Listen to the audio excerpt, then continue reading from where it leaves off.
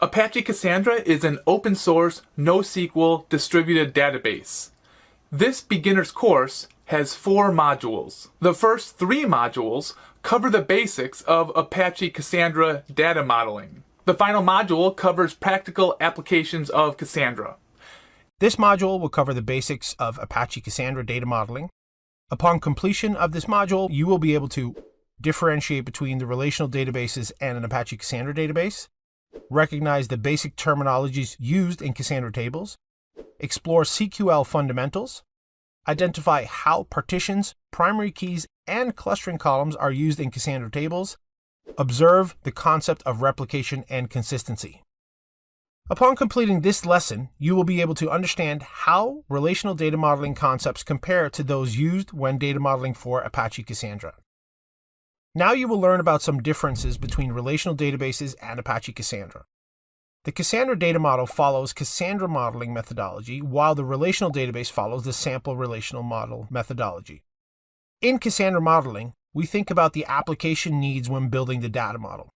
Since queries are the driving force for this model, those queries must be conceptualized before data entry, whereas in a relational model, entities are the driving factor. In relational modeling, primary keys are used to ensure uniqueness of the entities. In Cassandra, modeling primary keys take on an additional significance, particularly in determining performance on a large scale. In order for us to provide high performance and availability on a large scale, Cassandra uses a distributed architecture. Cassandra, by default, does not support ACID transactions or joins, but uses denormalization instead.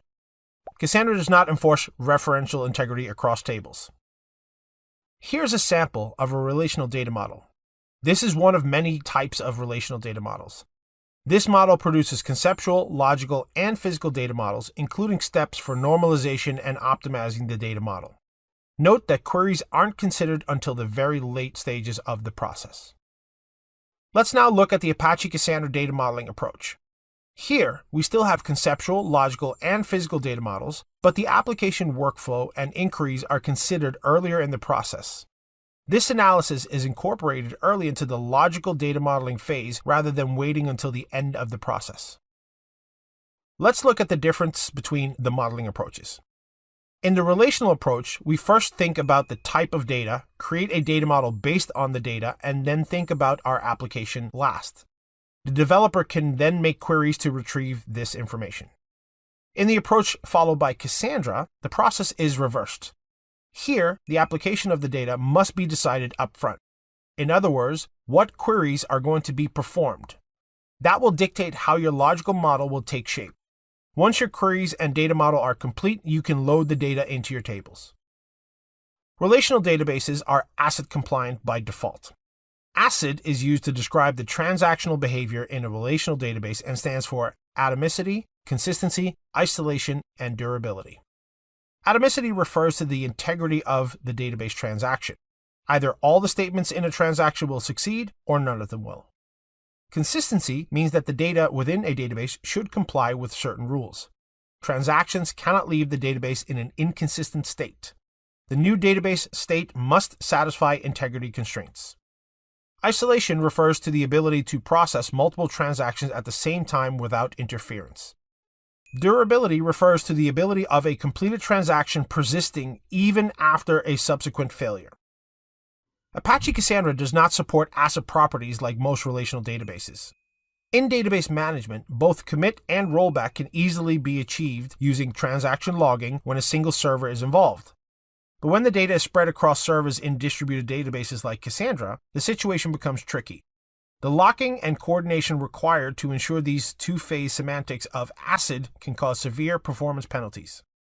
However, Cassandra does provide atomicity, isolation, and durability when performing read and write commands on a single row.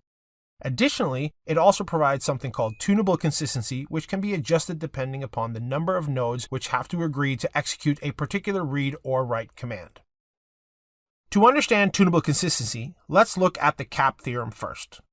Given by Eric Brewer, this theorem talks about the trade-offs in implementing a distributed database. All distributed databases are primarily tolerant to partitions, hence the choice is really between consistency and availability. Cassandra by default is an AP system, which means it chooses availability and partition tolerance while sacrificing consistency. However, it does provide the option to make the system more consistent by sacrificing availability.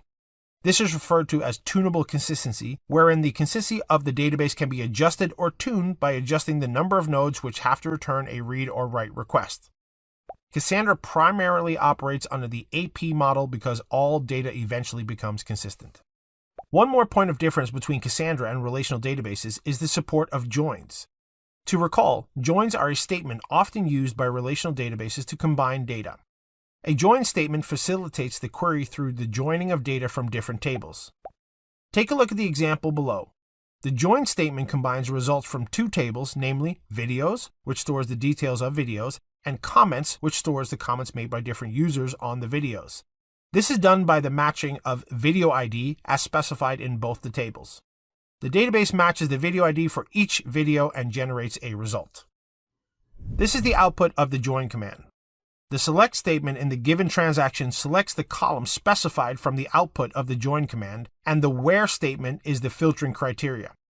Therefore, the output of this transaction only provides the comments of the video titled Interstellar. The basic requirement for a join command to work is that the results from two combined tables should be stored at one location. However, in distributed databases, the different partitions of data are stored on different nodes. Hence, joins would have a negative impact on the latency as the scale of the databases increases and the random distributions become more prevalent. Unlike relational databases, Cassandra does not support joins, but uses denormalization instead. Denormalization ensures that all the required information is confined to the appropriate table without having to perform joins. Organizing data like this can duplicate data in multiple tables, which is cost efficient and allows for faster retrieval of said data.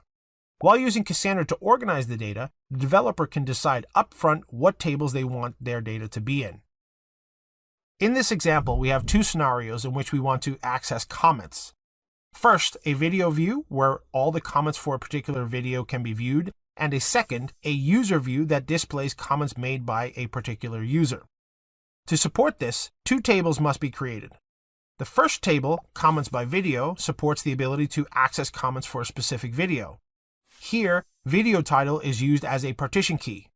The comment ID helps in defining a unique row in the database for each comment. The second table, comments by user, supports the same data but has a different partition key. Here, the user ID is used as the partition key. Note that these two tables reflect the common naming convention we have for Cassandra tables. We append by something to the table name to convey some idea of the query that the table is designed to support. Joins rely on referential integrity constraints to combine data. Let's look at this point of difference between relational data modeling and Cassandra data modeling. RI refers to the relationship between tables. A value in one table requires the same value to exist in another table. If there is a user in the user by email table, then the user must also exist in the users table and vice versa. This referential integrity is required between tables such that a user is either represented in both tables or none of them, and it also requires for a join to work properly. Cassandra does not enforce referential integrity because this capability requires a read before a write. It is not considered an issue that has to be fixed on the Cassandra side. Although it is a feature that improves performance and accessibility, it is considered a developer prerogative. Referential integrity can be enforced in an application design, but that means more work for the developers. Upon completing this topic, you will be able to differentiate between the terminologies used in Apache Cassandra tables, understand the different data types available in Cassandra. Cassandra uses database terms that have specific connotations in the context of data modeling. The key terms are data model, key space, table, and partition. A data model is an abstract model for organizing elements of the data. Data models vary depending on the type, capability, and purpose of the database. The type of the data model depends on the capability of the database. For Cassandra, the data model is based on the queries that you may want to perform. A key space is the outermost logical container of tables. It stores tables and replication data. In other words, it's a container for replication. A table is a combination of rows and columns. The tables are contained within the key space. As a columnar database, Cassandra stores data based on partitions. Partition is a row or rows of data that are stored on a node in the data table based on the partitioning strategy. Each row in the partition consists of key and value pairs. Cassandra stores and retrieves data based on partitions. A partition is a terminology where you can make or break the data model. A primary key is the most important part of the data model. It does two things. First, it guarantees the uniqueness of the data, and second, it defines the placement of the record in the cluster. This allows for easy access to the data in the model. A partition key is the first part of the primary key. It determines where in the cluster your data will be stored, on which node it will be stored. A partition key is the left-hand column in the graphic indicating 1, 2, or 3 respectively. Inside each partition there are rows and columns. Columns are stored locally and referred to as cells in the table. A row is contained inside a partition.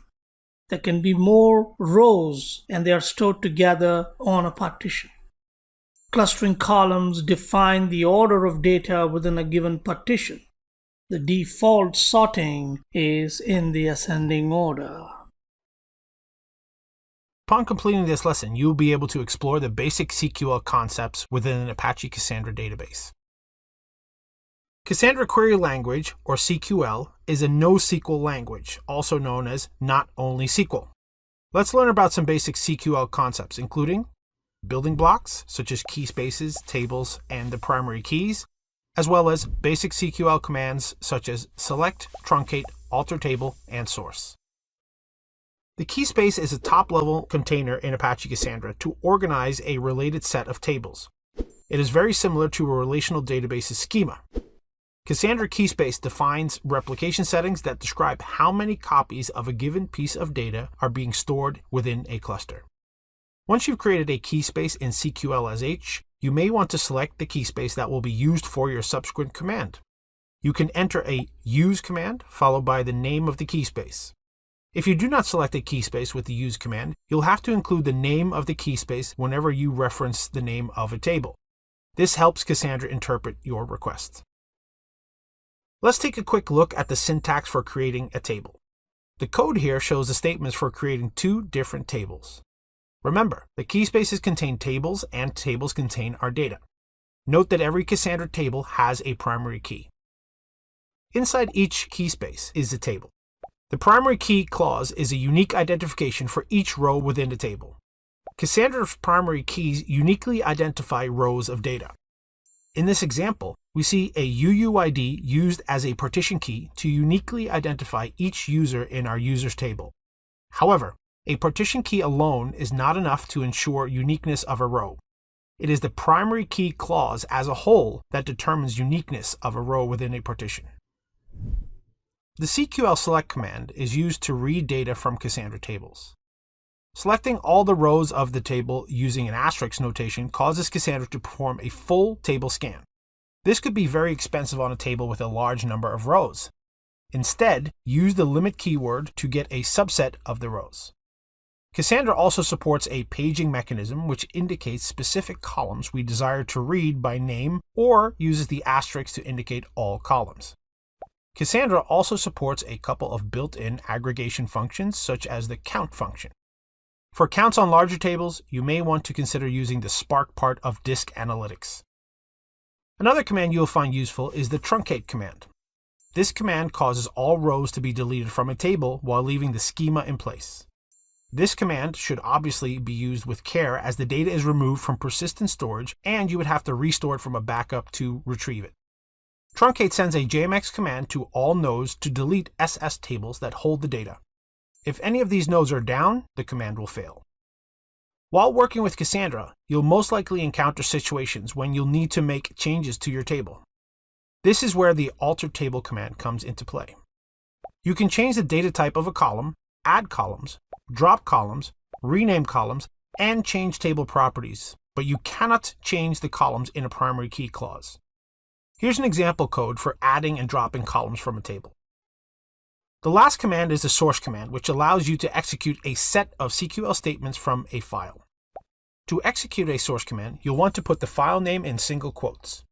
CQLSH will output the results of each command sequentially as it executes. Upon completing this topic, you will be able to learn about the basic concepts of partitions, table partitions, partition ordering, partition distribution, and partition storage. To truly understand data modeling, you must master partitioning concepts. Partitions give you an indication of where your data is in your data model as well as in the cluster. We will go through some of these concepts in depth: partitions, partition keys, composite partition keys, and clustering columns. Here are two commands that can be executed on a relational database as well as on Apache Cassandra. In a relational world, these queries should work on a video table because of joins. Here, common queries are title equals and added date is less than. If you run this in a Cassandra database, the output appears as an invalid request. This is because the partition key is absent from the equality clause of the search expression. These commands fail because joins are not supported. You've already seen the structure of the storage engine in Lesson 2. This diagram demonstrates how the data is translated from the storage engine into a CQL table. When used programmatically, that is, when we select data from the table, we see it in rows and columns, just like we use in our application. Determination of the partition key is a critical step. If you look at this diagram closely, we have the primary key as the ID. There is just one column in the primary key. The partition key is always the first value in the primary key. This module will cover the basics of a Cassandra data model.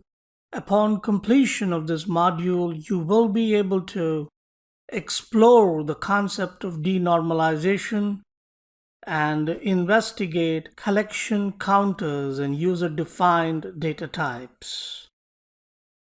Upon completing this topic, you will be able to explain how joins are used in relational data modeling, relay the concept of denormalization used by Cassandra. You have already learned that a relational data model supports joins and Apache Cassandra supports denormalized tables. Here you see three tables named videos, users, and comments. Each table has unique information in it. This is a typical relational example.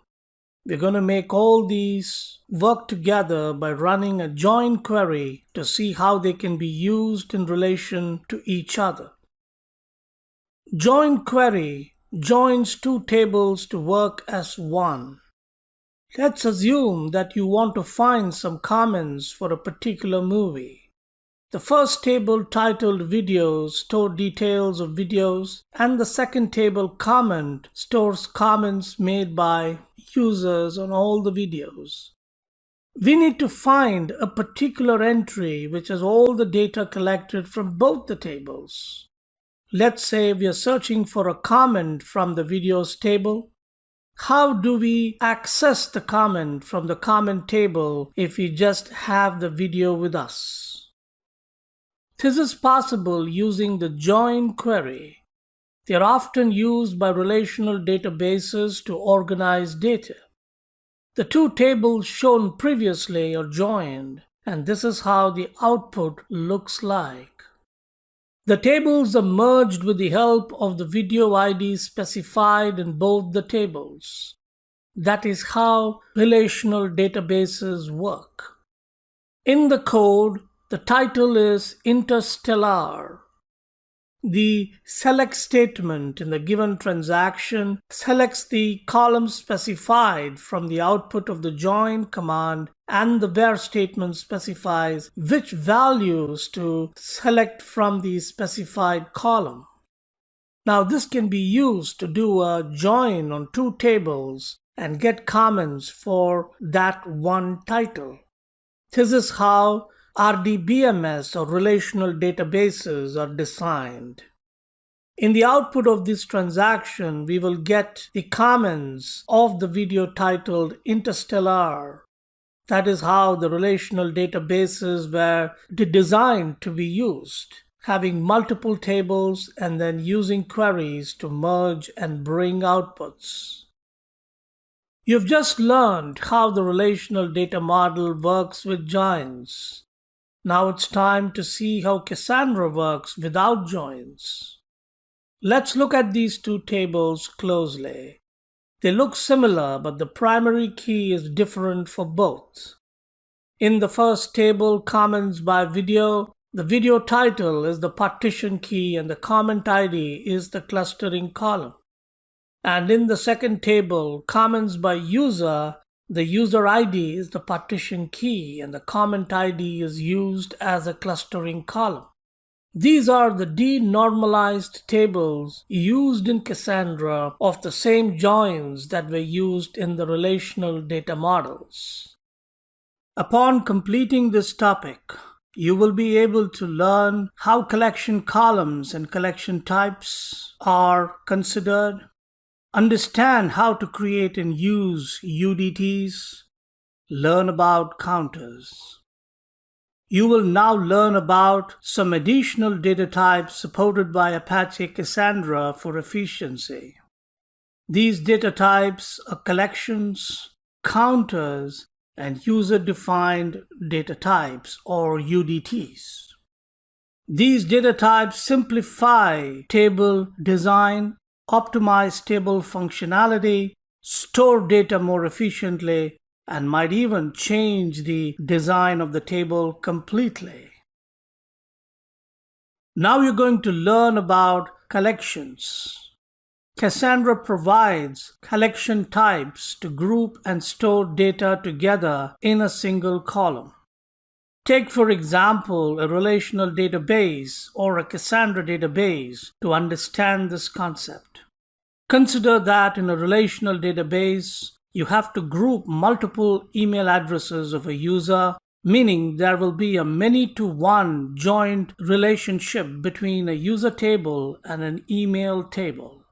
But Cassandra avoids joins between two tables by storing the user's email addresses in a collection column in the user table.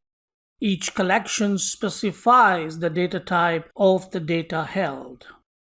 The collection data structure allows you to store multiple values in each cell while retaining the value. All collections are multi-valued columns. The maximum number of elements in a collection is 64,000, which in practice can be dozens or even hundreds. Collections are designed to store a small amount of data. The maximum size of an element is 64 KB, which in practice is much smaller than the number of elements in collection. They are also retrieved in their entirety.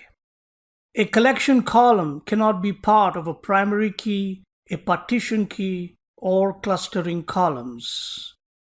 You cannot nest a collection inside of another collection. If you want to nest a collection inside another, then you have to use the keyword frozen. More on this later. There are 3 collection types in total: set, list, and map respectively. Let's begin with the first collection type, set. It is a list that stores the typed collection of unique values. It is stored on order, but it gives back the data in a sorted order. Let's look at an example of set. Here, a user's table is created with an ID, first name, last name, and a set of email addresses. The data type is represented in angle brackets, so in this example, text data type is used. After that, the values are inserted into the table. Here, there are 2 email addresses because it is common for a single user to have 2 email addresses. List is like a set. It groups and stores values in a single cell. The difference between list and set is that in a list, the values does not have to be unique and there can be duplicates. Lists are stored in a particular order and are accessed by an index. Here's an example of how the user's table from the previous slide is altered to insert a list of frequent destinations. First, the table is added to list of text data types. Then the user Cass123 is updated and Berlin, London, and Paris are added to the list. List uses the set command to enter the values for the respective collection type. Map is the last of our collection types. It allows us to enter values which are in relationship with one another in a key value format. Map is ordered by unique keys. Both the key and the value have a designated data type. Map uses the set command to enter the values for the map collection type. Let's look at an example here. Here the table users have again been altered with a map called to-do with the data types of timestamp and text. Then the user Cass123 is updated and a map to-do list was added. The to-do list is a set of dates and to-do items. In this case, the user Cass123 is going to create a database on January 1st, load and test the database the next day, and then a month after move the database to production. Here's another collection type, frozen. If you want to nest collections inside other collections, you will have to use the frozen keyword. Without using frozen, you cannot nest a collection inside another collection. Frozen allows us to serialize multiple components into a single value. Essentially, frozen will turn that value into a blob. If you want to update a single value in the collection, you can't use the frozen keyword. Now it's time to explore user-defined types, popularly called UDT. UDT allows you to group together similar fields of data that are both named and typed. UDTs can include any supported data types, including other collections and other UDTs. Multiple data fields can be attached, each named and typed to a single column.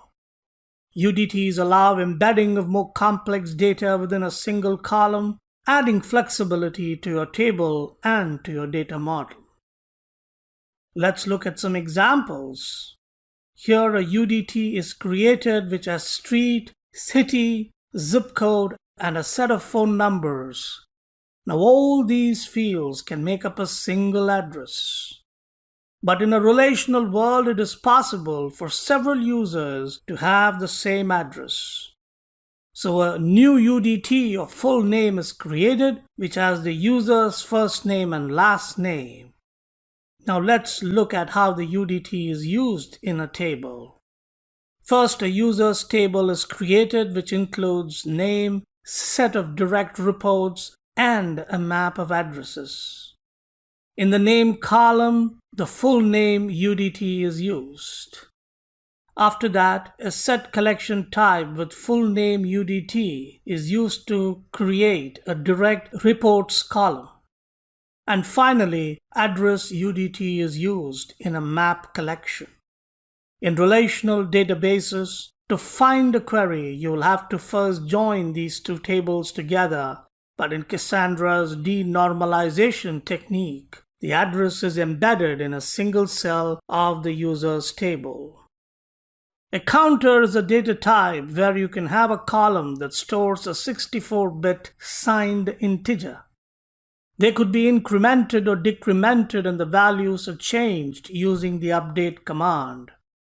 Counters need to have a specially dedicated table that can only have primary key and counter columns.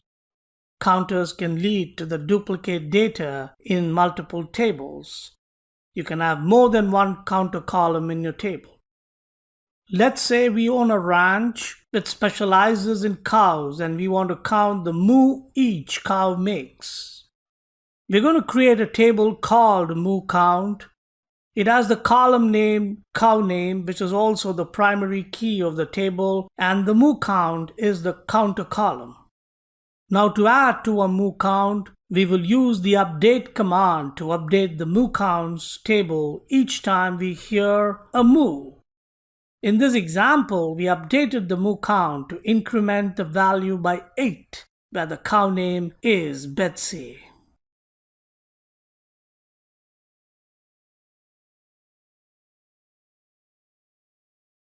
Upon completion of this module, you will be able to learn about the different models in the DataStax modeling methodology.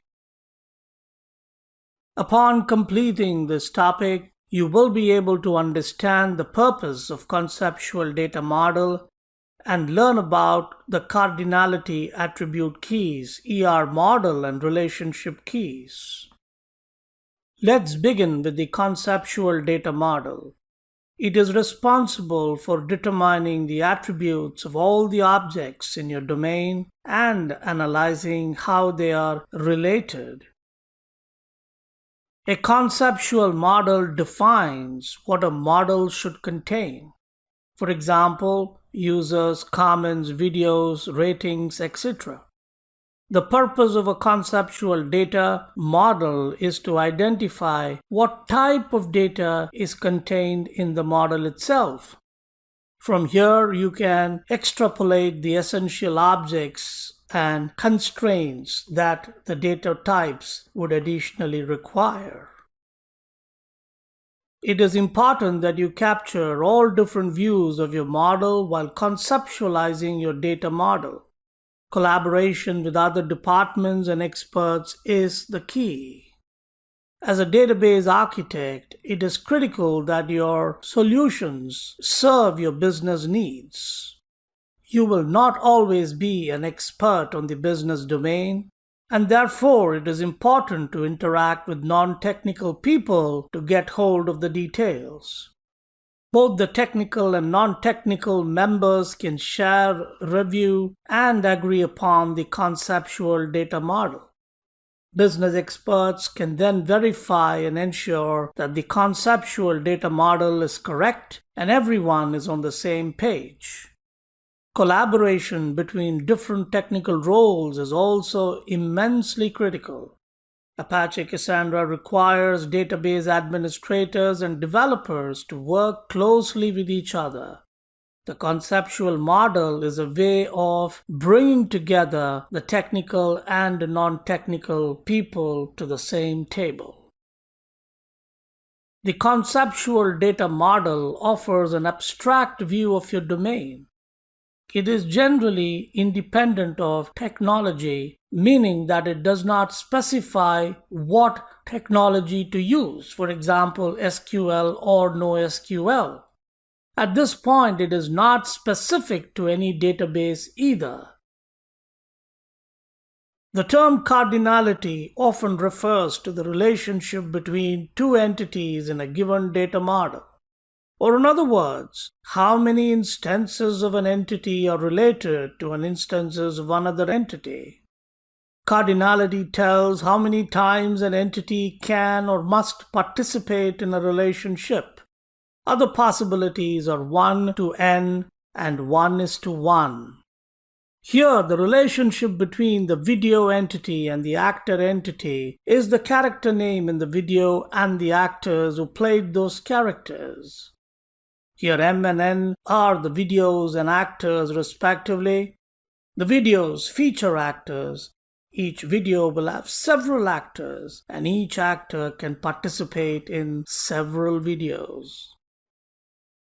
Attribute types are the fields that store properties about an entity or relationship. Attributes are fields where we wish to define our entity. For example, we may want to store the title and description of each video. Actors have names, which we can further break down into other attributes like first name and last name respectively.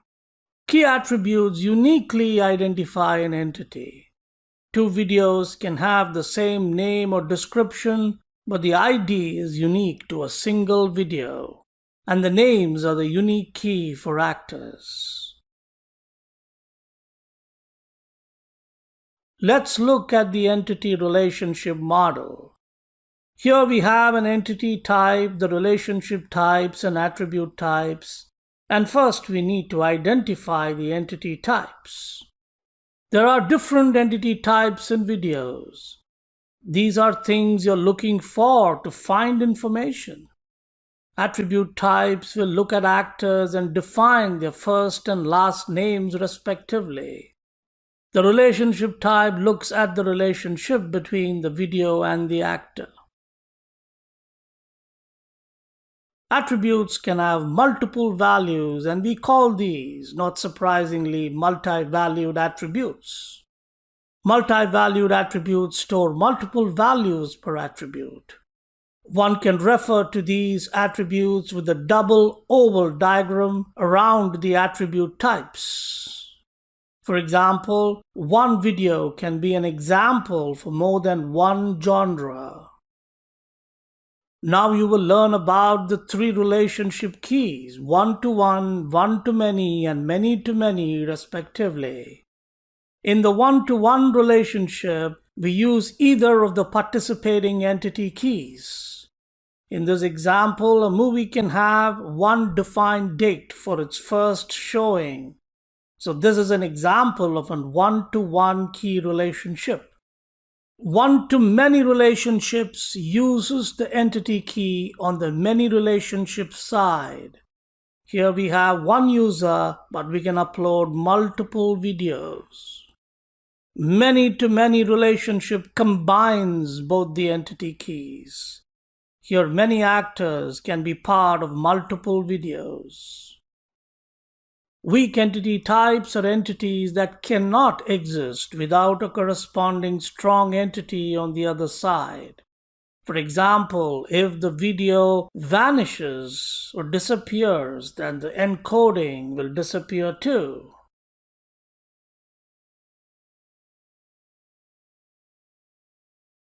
Upon completing this topic, you will be able to learn the concept of workflow and access patterns. You will learn about application workflow, which describes how users will navigate through the application. It also helps in determining which queries will perform against an Apache Cassandra database. Every application has a particular workflow. Access patterns help us to determine how the data is accessed.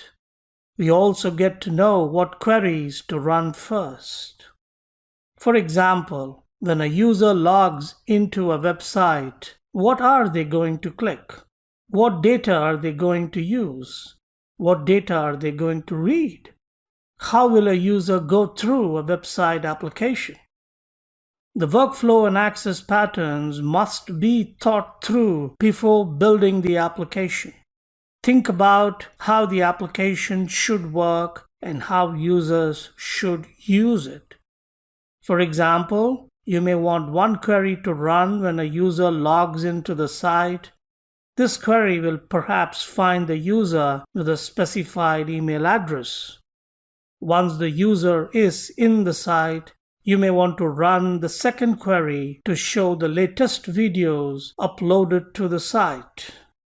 You may want to run a third query to verify the user's login for them to access their account details is indeed working or not. A fourth query can be used to find videos uploaded by users with a known ID. A fifth query can help you find a video with a specified video ID. These are just examples of popular queries one can build into an application.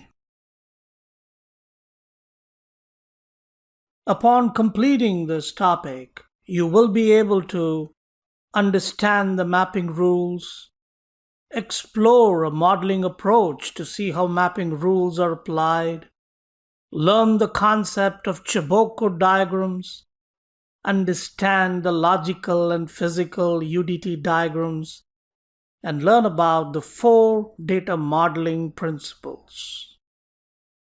At this point, we have covered conceptual data model and the application workflow. Next, we will look at how to make a logical data model. To do this, we have to map our conceptual model to a logical model. Now you will go through some basic rules for query-driven methodology. The mapping rules ensure that a logical data model is correct. Each query has a corresponding table. The tables are designed to allow queries to execute properly.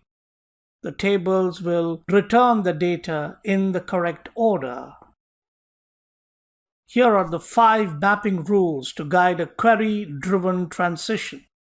Mapping Rule 1. Identify the entities and their relationships. Mapping Rule 2. Identify the equality search attributes. Mapping Rule 3. Identify the inequality search attributes.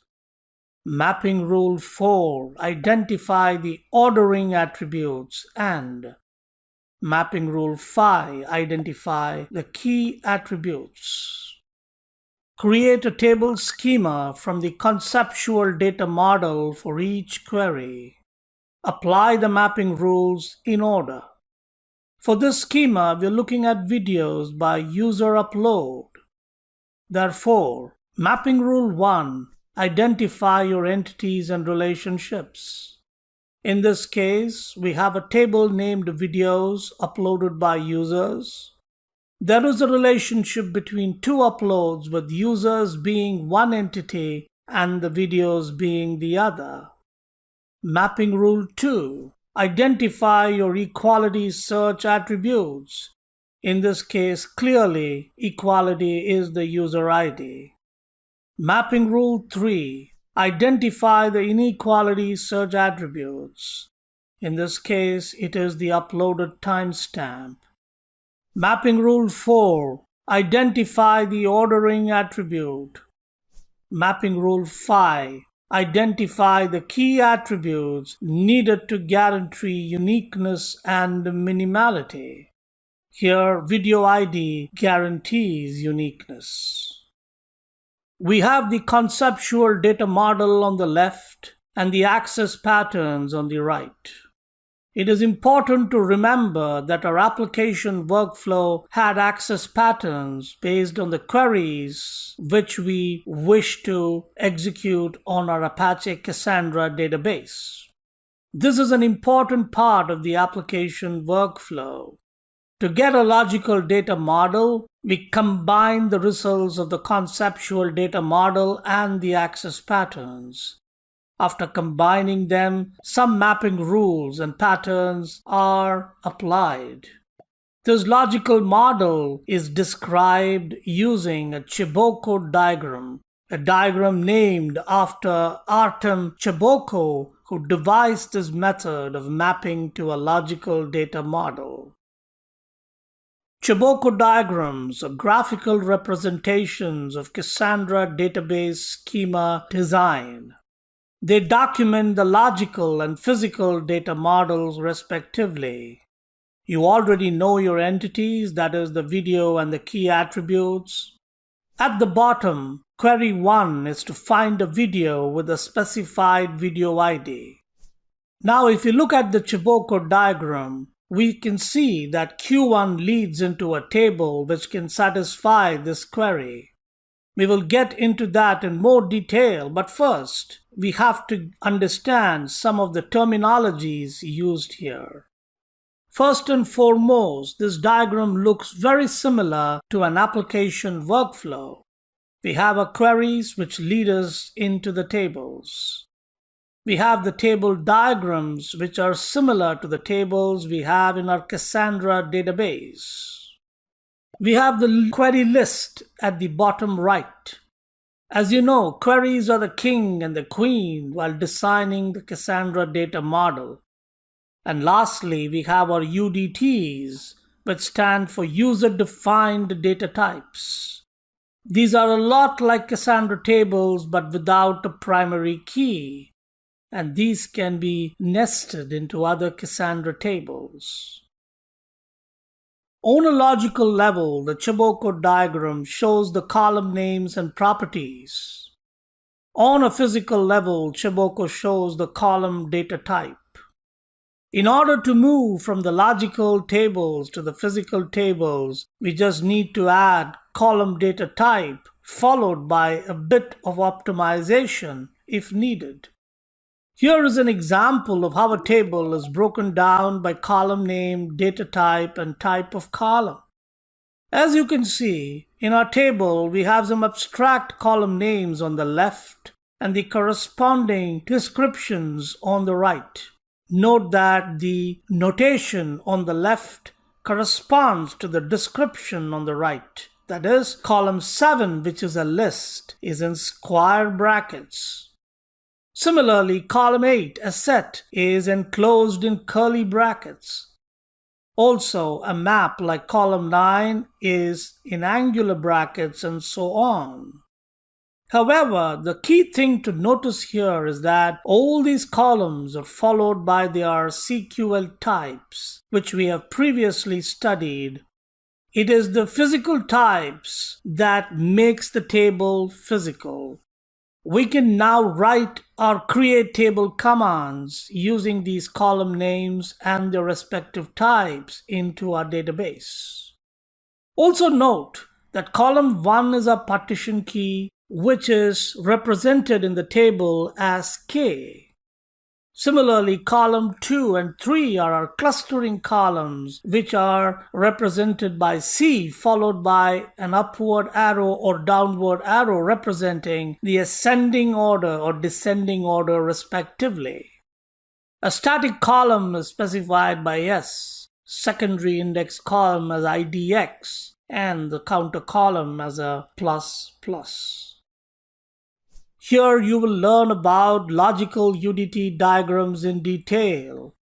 UDT is a data type and UDTs can be nested within one another. For example, there is an encoding column in the videos table. This column represents how data is stored in the database. There is more information about the data than just simple text. Hence, it is encapsulated and it's stored in the encoding UDT. It has attributes of encoding height, width, and bit rates. The same is true for actor name, which encapsulates the first name and last name of the actor and stores it into the UDT column. If we want to have a single column to store both first and last name or have them stored differently, it is important to remember that UDT can be very helpful in such cases. Here is the same diagram but with the SQL types explicitly specified. This is a representation of the physical layer UDT diagrams. Please notice how real SQL types have been specified for each column. This is a classic example of a logical data model in the form of a detailed Chiboko diagram for the killer video domain. Take a moment and carefully observe this diagram for all the concepts that we have covered so far. We have queries which access our access patterns, are tables with different kinds of data, an application workflow that links these queries to the tables, and are encoding UDT defined. Here are the four main principles of Cassandra data modeling. Know your data, know your queries, nest data, and duplicate data. We will look at each of these principles in more detail. Understanding the data is key to a successful implementation of a database. A proper understanding of data provides the understanding to organize the data as well. As we have seen, space and time are often our primary concerns while data modeling. In Cassandra, we sacrifice space in order to reduce time. Hence, organization of data is of utmost importance. The conceptual data model provides us with the data capturing information. Once we define what is to be stored, we move on to create our database. This not only helps in successful organization, but also helps in preserving the properties of the data that is required. Part of understanding the data requires understanding a primary key as well.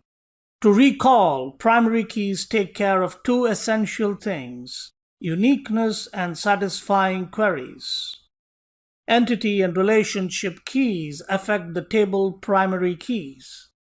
Primary key uniquely identifies a row, entity, and a relationship. Let's look at the following tables for example. The video tables has video ID as its primary key. Here the primary key makes no attempt at organizing the data so as to satisfy queries at later stages. On the other hand, the table videos by user has a primary key along with clustering columns which specify ordering in order to help with queries that result in returning the results in a specified order. The relationship cardinalities as well as the data cardinality are very important when it comes to data modeling. Data cardinality helps in selecting an efficient partition key, whereas the relationship cardinality helps in satisfying the queries. Queries are the center of data modeling in Cassandra and captured by the application workflow models. Each entity is created with queries in mind. In Cassandra, it's always better to reduce the number of partitions that are to be read for a query result. Table schema also changes if the queries are changed. To achieve this, it is extremely important to clearly understand the kind of data required out of the read operations. Single partition per query is the most efficient access pattern. Entities in Cassandra are designed in such a way that queries can generate the results with a minimum number of reads. Ideally, the data should be organized in such a way that each query can retrieve the results from a single partition search. Partition can be single row or multi-row respectively. In this example, if we want to query for a particular partition, we can give the partition key. Then the node having the partition is determined and the data is retrieved by the node and returned to us. No additional filtering or searching the entire cluster is required. However, there are cases when multiple partitions have to be accessed to retrieve the results, and although this is a less efficient way of doing things in Cassandra, it is acceptable to some extent as long as these kind of queries are limited in number. However, the strict anti-pattern that has to be avoided at all costs is asking the database to perform a linear search through all the partitions of all the tables to fetch the result for a particular query. Since most of the data is stored in distributed nodes, It is highly inefficient to go through all the data stored at multiple locations, and it defeats the whole purpose of having a horizontally scaled database. After completing this topic, you will be able to learn the concept of data nesting and explore the 3 ways of nesting data. Until now, we've talked about creating a logical data model by combining the results of a conceptual data model and accessing the pattern of application workflow by applying mapping rules and patterns. Let's now create a logical data model containing tables for each query, capturing entities and relationships from the conceptual model. The working rule with Apache Cassandra is to group as much data as possible on disk. This grouping of data is referred to as nesting of data and is the main data modeling technique for a Cassandra data model. Nesting helps in organizing multiple data entities into a single partition, and it also helps support partition per query during data access. In Cassandra, queries are the king and the queen. Schemas are often driven through these application queries. There are 3 main ways of nesting data in Cassandra. These are clustering columns, collection columns, and user-defined type columns. Clustering columns are the primary data nesting mechanisms. Look at the actors by video table on the right. We apply a query to filter by video ID, but we nest the actors by their actor name and the character name using clustering columns. The partition key identifies the entity that other entities nest into, while the clustering columns identify the nested entities. When a table has multiple clustering columns, the data is stored in a nested sorted order. Multiple clustering columns implement multi-level nesting. In the given example, actors are identified by videos using clustering columns. UDTs are a secondary mechanism for nesting data. Usually, this occurs when there is a one-to-one relationship. You also have lists of maps or your choice of user-defined types within a single column. Working with UDTs is much easier than working with multiple collection columns. For example, we turn videos into a video type UDT with ID, title, description, and other parameters. Then we put all those videos in a collection column in the videos by user table. Table videos by user nests all videos as a collection in the videos column with the video underscore type. Partition per query and data nesting may result in data duplication. In relational data models, the tables are joined as we read the data. In Cassandra, however, instead of wasting time on reads, the data is taken and returned to the client application. For example, we have 3 tables that represent the videos object: videos by actor, videos by genre, and videos by tag. This duplicates data across tables, partitions, and rows. That means every time we want to store a new video, we have to write a record into each one of these tables to keep them in sync. Upon completing this topic, you will be able to learn how to use data types in a table, understand the ways to load data into the table, and explore some of the features of CQL copy. Here's our data modeling methodology again. We have created our conceptual model and our application workflow. We have also applied the mapping rules, created a logical data model, And now it's time for us to create our physical data model. To make a physical model, add data types to each column of a logical model. Physical models also optimize efficiency and performance, ensuring that the partition sizes won't grow too large and will return the queries quickly. Here, we have a logical version of comments by user and a physical version of comments by user. As you can see, the physical version has CQL data types like user ID is UUID, posted timestamp is of timestamp data type, video ID is of time UUID data type, comment title and type is of text respectively, tags is a set of text, and lastly, preview thumbnails is defined as a map.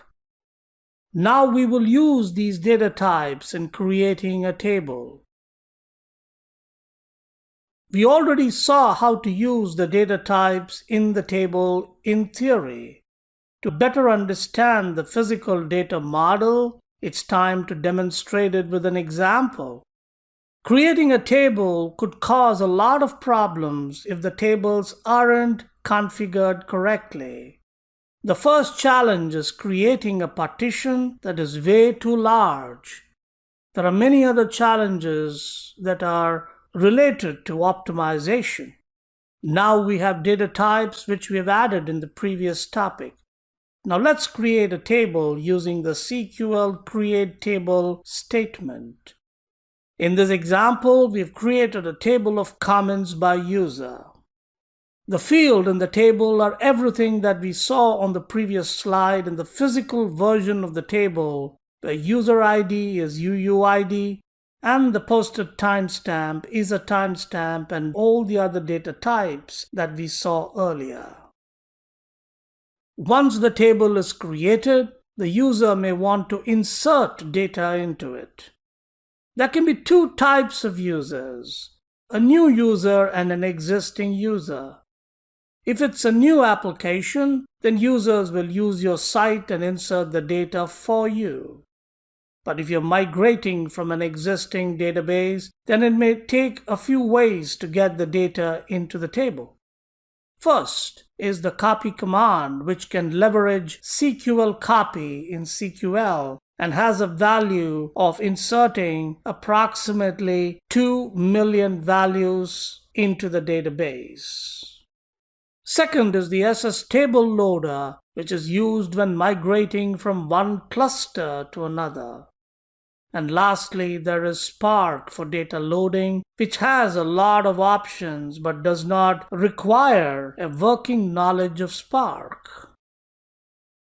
Here are some basic SQL copy features.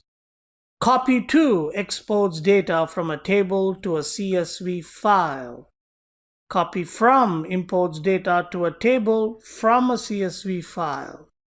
In SQL copy, the process verifies the primary key and updates the existing records accordingly. If the header is false, it specifies that the fields are imported in a deterministic order. When column names are specified in the table, then the fields are imported in that order.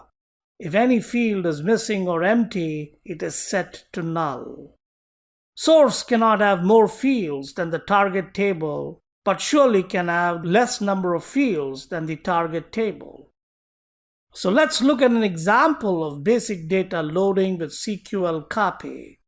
This is a good method to use and to get started. We will import the data in column 1, column 2, and column 3 from the CSV file table1data.csv when header is equal to true.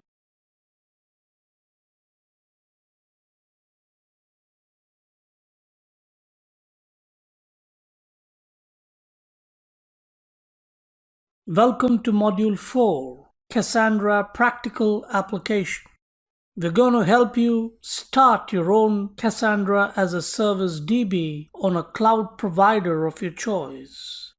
Cassandra as a service is named AstraDB and is provided by DataStax. Upon completion of this module, you will be able to create your own AstraDB instance and perform the workshops. Upon completing this lesson, you will be able to perform the workshop related to this course. Earlier we learned about different APIs to connect to our AstraDB, like the Document API, GraphQL API, and the REST API. All of these APIs are part of a project called Stargate. Stargate is built into AstraDB for your convenience. If you would like to learn more about what Stargate is, how it works, how you can get involved in the open source project, please go to stargate.io for more information. For an in-depth understanding of how it all works and how you can utilize Stargate to your advantage, view the workshop video on YouTube created by the DataStax developer advocates. Scan the QR code to go to the video or copy the link and paste it in your preferred browser. Another option for your AstraDB is to build a to-do app using the REST API, Python, and Node.js respectively.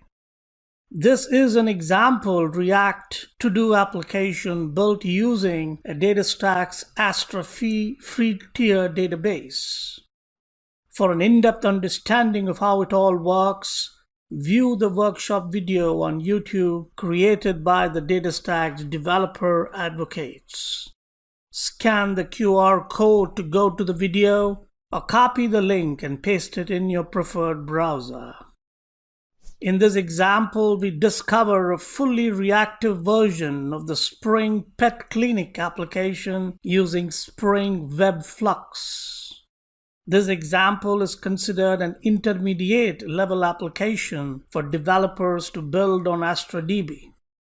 For an in-depth understanding of how it all works, view the workshop video on YouTube created by the DataStax developer advocates. Scan the QR code to go to the video or copy the link and paste it in your preferred browser. Earlier in this course, we carried out some basic data modeling to understand how Cassandra can best be built and deployed. If you wanted to do a deeper dive into a more advanced data modeling for your app, we also have a workshop available for you to view on YouTube from the DataStax developer advocates. Once again, scan the QR code to go to the video or copy the link and paste it in your preferred browser. Throughout this course, we had mentioned using Spark for specific functions on AstraDB, including data loading and connecting. We also wanted to provide you with a workshop for you to view if you would like to get a more in-depth understanding of how it all works and how you can utilize Spark to your advantage on YouTube, again created by the developer advocates of DataStax. Scan the QR code to go to the video or feel free to copy the link and paste it in your preferred browser.